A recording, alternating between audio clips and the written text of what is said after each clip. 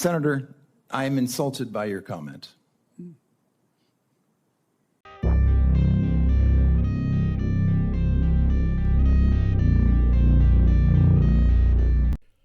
Retired General Randy Manner decided a couple of months ago that it would be a good idea to attack Donald Trump on CNN, which we will come to a little later.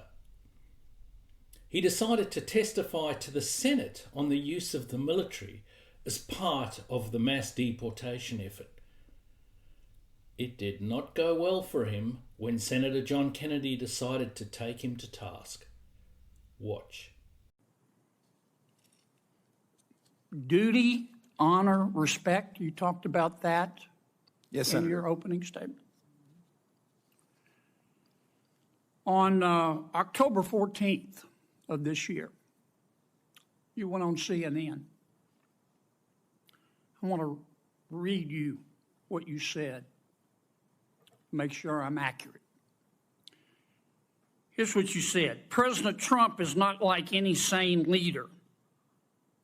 I'm very proud of General Milley for saying that President Trump is a total fascist. To Bob Woodward, if he, as chairman of the Joint Chiefs, is calling the president a fascist, I'm so proud of him for breaking that barrier. The challenge is because most MAGA Republicans, they don't understand what fascism is. The reality is that they are, in fact, fascists themselves. Did I read that accurately? Kennedy read a transcript of part of the disgraceful CNN interview and asked Manners if this was an accurate representation of what he had said. As someone who, over my 12 years in Parliament in Australia and frequently conducting hearings with senior defence personnel, what you're about to see is typical, and this guy has all of the arrogant tricks that some senior military officers adopt. If you like this content, please like, share, and subscribe. Senator, I am happy to discuss my personal perspective with you separately at any time. That's not the purpose of the hearing today. Did I read that accurately? I believe so, yes. Yeah. You think you're smarter than the American people, don't you? Absolutely not, Senator. I am here to discuss the use of the military as part of this mass deportation. He contended that he was at the hearing to discuss the issue of deportation, but he had to concede that the transcript that was read to him was accurate. When asked whether he thought he was smarter than the American people, his voice said, absolutely not. Yet his entire demeanour was of someone who clearly thought he was, and that included Senator Kennedy. You think you're more virtuous than the American people, don't you, General? Senator, I am insulted by your comment. When Kennedy asked him whether he felt more virtuous than most Americans, Manner claimed that he was insulted by the comment. I cannot tell you how many times I heard generals and admirals saying that they were offended or insulted in parliamentary hearings. It is their modus operandi to try to put representatives or senators off their game by making them think that maybe they had carried the questioning a bit too far. I never let it worry me, as I saw it as unprofessional, thin-skinned and petulant on the part of the senior military officers. Duty, honor, and respect. You talked about that in your opening statement, didn't you? Yes, sir. Ms. Moran said, I wrote down her words. She said, by their actions, you know what someone's character is like. You agree with that? Senator, for 35 years, I served my country with absolute honor and distinction, and I will continue to do so. You agree with what Ms. Moran said? Of course. Here, Manna absolutely gets on his high horse, very clearly and smugly, showing that he does indeed think that he is above others. This is yet another tactic of some high-ranking officers, standing on their dignity, effectively hiding behind their uniform. I've seen some raise their voices and get angry for daring to impugn them, as they are military officers and beyond reproach. You always know the bad officers. They're the ones that resort to this sort of behaviour to deflect attention away. This guy's arrogance level is very high. Look at the way he characterises himself. Effectively a person of distinction. So, given this reference to his CNN interview, let's have a look at parts of it. The court has given him immunity, and the threshold for turning the National Guard into his personal police force is quite low. As long as he has a consenting governor, he can authorize the funds to pay them as the commander-in-chief, and he can use the National Guard almost in any way that he wants. And most Americans don't know how very easy it would be for an unhinged president to use the military against our own citizens. Manna here is absolutely paranoid about Trump potentially using the National Guard as essentially his personal army. Given that in the Senate hearing, Manna talked about respect, it is amazing to me to hear him talking about the ex and coming President of the United States of America as unhinged. This is the height of disrespect. Yet these sorts of officers, retired in this case, are so full of wanting to be treated with respect themselves, yet they have no respect for others. But President Trump is not like any sane leader. Talking about respect or lack thereof, saying that President Trump is not like any sort of sane leader is absolutely disrespectful. I would not have liked to have served under or with this guy that is so into his own demagoguery. While he was president. Speaking of Joint Chiefs Mark Milley, he told Bob Woodward, he was the chairman of that, of course, Trump is now the most dangerous person to this country. I had suspicions when I talked to you about his mental decline and so forth, but now I realize he's a total fascist. This is a stunning statement from somebody of such high ranking. Yes. What does it say that someone like Milley would vocalize this and believe it? Well, I'm very proud of General Milley for saying what he did to Bob Woodward. It's important that we step back for a second. I'm so surprised how many people do not even know what the concept of fascism is. It's something, so let's just back up a second. So if you go to Webster online, you're going to find that fascism is defined as, it's usually nationalistic, it's far right. Okay, let's see. So that's certainly the Trump campaign. And Trump, it's going to be intolerant of dissenting opinions. Okay, we got to check on that. There's a contempt for the rule of law, or only the laws they want to follow. We got to check on that. And then also unquestioning obedience to the supreme leader. Okay, check. And then lastly, it's this concept of a supremacy of a race or a religion. Well, check, check. White and Christian are the backbone of his people. That is actually the definition of fascism.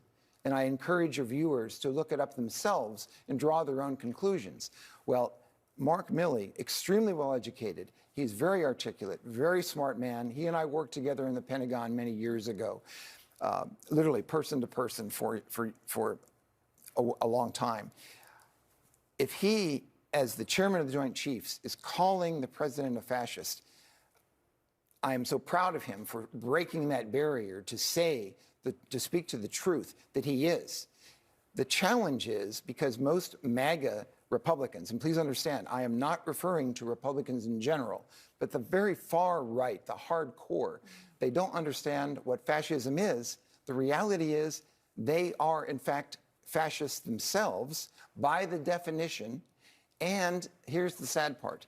The people who vote for Trump, they don't realize that they are also supporting a fascist. And that is very bad for our country, and it's done out of ignorance in most cases. It's a very sad state of affairs that we have a fascist running for the president of the United States. And here we get to the fascist part that was discussed with Senator Kennedy at the hearings. Manna is proud of Milley, saying that of Trump, and that he's a fascist. He then goes on through trying to characterize Trump as a fascist, and he mentions characteristics. Now, in terms of the characteristics that he talked about, Trump is not far right. And in terms of intolerance, it is the left side of politics that's intolerant. Manna's side of politics that is intolerant. In terms of contempt for the law, wasn't it the Democrats that resorted to lawfare to try to get Trump excluded as a candidate? That's not respect for the law, that is abuse of the law. In terms of unquestioning obedience, just look at what the left demands and look at how they characterize those who don't obey. Think about how they demonize those that they thought should support them and didn't. Think of Biden's, "If you don't vote for me, you ain't black," or Obama, chastising black men for not voting Democrat. Think of so many of the left-wing programs on TV chiding Hispanics and white women for not voting for Harris. In terms of race, it is the Democrats who are the race hustlers, who demonize whites and pour on the white guilt, who in identity terms see nothing but race. In fact, if you look at those characteristics that Manna refers to in the definition of fascism, it is in fact the Democrats who most closely fit that definition, as opposed to the Republicans. The only one that doesn't clearly fit the Democrats is far right. Add in some of the other characteristics of fascism, such as subordination of individual interests and forcible suppression of opposition. If I were Milley or Manna, I would have been very quiet on this. Manna is nowhere near as well informed or intelligent as he thinks he is. He clearly has a singularly unimpressive knowledge of history. Absolutely correct. As a commander-in-chief, he's the only president who's ever called our military and veterans suckers and losers. Which, of course, he denies. Of course. And I actually respect General Kelly for his integrity as well, to report it as it actually happened, backed up by others. I think this is also very important to remember that I'm been apolitical all of my life. Right. I'm part of an organization of over 1,000 generals and admirals and ambassadors and senior enlisted leaders who support Vice President Harris and Governor Walz. We have been apolitical, and it is very difficult for us to be able to speak up at this time, but we must. Manna is in full attack mode, going into the debunked suckers and losers comment. Of course, he credits Kelly with the truth, dismissing many others that said Trump made no such statement. He also claims that he is apolitical, while he is clearly extremely partisan and working for Harris.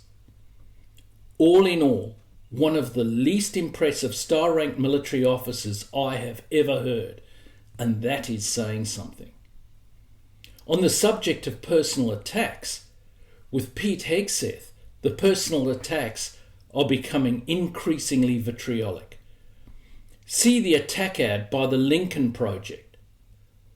Poor Abe must be rolling in his grave. His name has been so dishonorably traduced. America's men and women in uniform need real leadership at the Pentagon. Character, courage, honor, experience. Those are what a real leader brings to the fight. Pete Hegseth isn't just unqualified to be Secretary of Defense. He's embarrassing, sick, struggles with alcohol, drunken rages in bars and strip clubs, fired from 2 veterans organizations for financial and personal misconduct. While at Fox, Hegseth paid off a woman after she reported he sexually assaulted her. Pete Hegseth's own mother calls him an abuser of women. These aren't the qualities of a leader. They're weaknesses for our enemies to exploit. Pete Hegseth isn't just unqualified. He isn't just unprepared. Pete Hegseth is downright dangerous for our troops. He's a risk America can't take.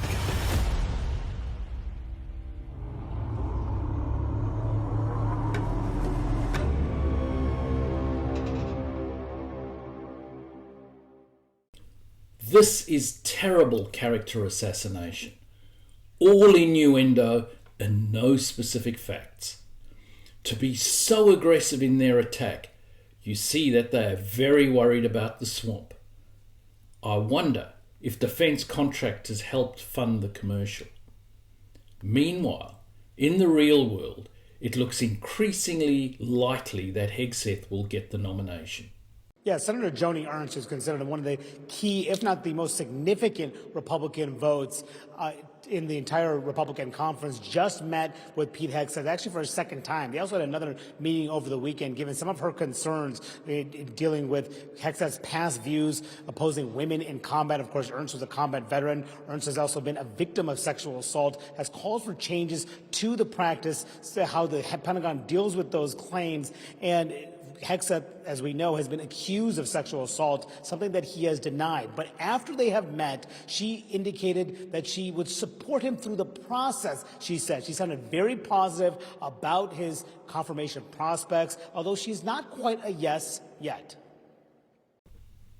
It looks like Senator Ernst, who was proving quite problematic, is almost certain to vote yes, even though she is being very careful to move somewhat slowly so as not to be perceived as having caved to pressure. Indeed, even Vanity Fair says that it sure sounds like Pete Hegseth will be confirmed as Trump's defense secretary. What do you think of the attack by Generals Milley and Manor on President Trump? Please let me know in the comments. Thank you for watching.